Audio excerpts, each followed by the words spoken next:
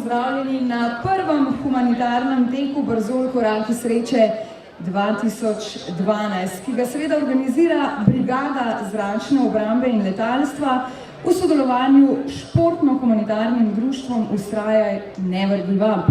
Zgodba vojaka, kateremu bo namenjeno polovico zbranih sredstev, je kratka, jedrnata in tragična. Vojak je pred leti med opravljanjem službenih obveznosti kot sovoznik doživel hude poškodbe, ki so mu za vedno spremenile življenje. 25 let star mladenič se je čez noč spremenil v nekaj, kar si ni predstavljal niti v najbolj morečih sanjah. Nesreča ga je prikovala na invalidski voziček, mu vzela vid in mu tudi trajno poškodovala glavo. Da bi bila mera polna, se je zgodilo to fantu, ki mu tudi v domačem okolju ni bilo vse poslano z rožicami.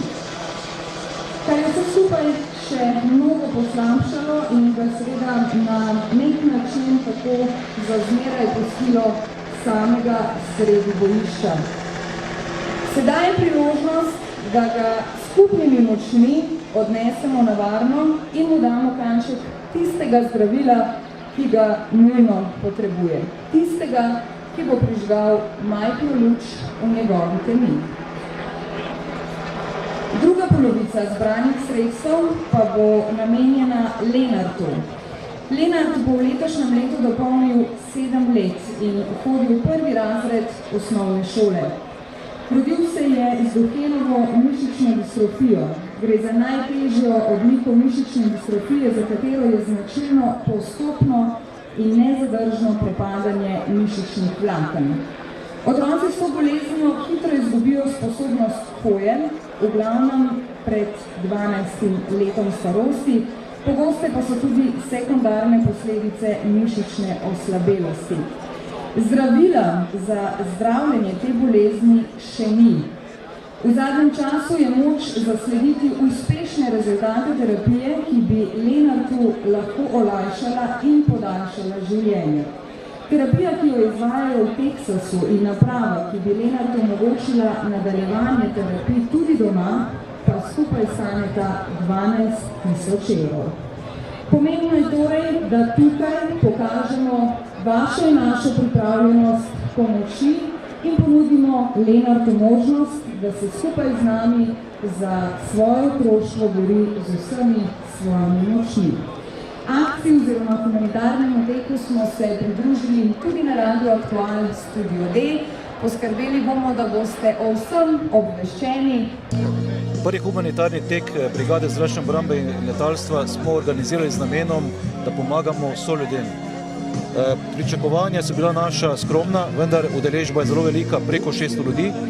Tu smo tudi zbrali določeno kvoto denarja, katero bomo namenili tem ljudem, ki so v stiski. Odkot sploh ideja, da do tega teka pride? Ideja se je porodila tukaj od naših pripadnikov, ki sodelujejo v tej, skupini Never Give Up, so pripadniki Brzola in so predlagali, da bi tukaj na nivoju naše enote tudi taki tek organizirali. Tek je zdaj odprt tudi za druge udeležence, čeprav sprva ni bil mišljen, ne? Ja, sprva smo nameravali to izvesti samo znotraj Slovenske vojske, potem pa smo povabili tudi lokalno skupnost, odziv je zelo velik in tako da mislim, da bo naslednja leta ta tek dobil na vse večjem pomenu tudi v lokalnem območju. Se pravi, bo postal tradicionalen? Bo postal tradicionalen. Razmišljamo, glede na taki odziv danes, razmišljamo, da bi v prihodnosti to malo povečali, da bi drugi trek naslednje leto organizirali tukaj tudi skupaj z lokalno skupnostjo, z občinami Posavja, s katerimi tudi vojašnica sodeluje in pravzaprav prišli neke meje izven vojašnice, torej da se to dogaja nekje v tem okolju. Prav tako humanitarne namene. Kako torej ste se odločili za organizacijo tega teka v sodelovanju s takšno brigado? Ja, glede na to, da sem pripadnik Slovenske vojske, glede na to, da že dolgo časa delamo na humanitarnem področju, ne samo naše društvo, ampak tudi vojska, je bilo logično, da se bomo združili skupaj in da je samo vprašanje časa, kdaj bomo en tak dogodek organizirali, kakor je bil danes. Se bo težko odločiti, komu bo se namenili ta denar? To je zmer težko, ampak mi smo pač možnost, da smo lahko donirali našemu pripadniku. Fantek Lenart je pa padel dejansko v zadnjem trenutku in je bila ena taka najbolj žalostna zgodba, tako da smo se za to odločili. Koliko časa se že obstaja to vaše društvo Nevergi? Truta delujemo že slabe 2 leti in v bistvu od takrat nekako smo vzpostavili ta naš Never Give Up. Takrat naprej smo aktivni na področju zbiranja zamaškov, približno 1 leto pa delujemo tudi na področju športno-humanitarnih prireditev. In to po celi Sloveniji?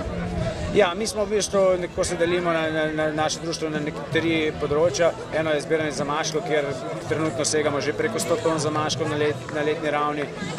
Imamo 5 tradicionalnih športno-humanitarnih prireditev, s katerimi pomagamo socialno ogroženim, in pa imamo te ekspresne akcije, kamor sodimo recimo tudi to današnjo, in pa seveda vse tiste, ko je treba naenkrat pač nekomu pomagati.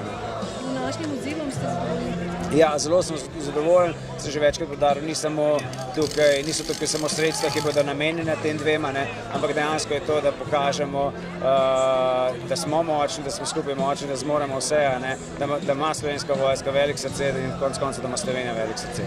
Prihodnje leto pa drugi humanitarni teden? Absolutno.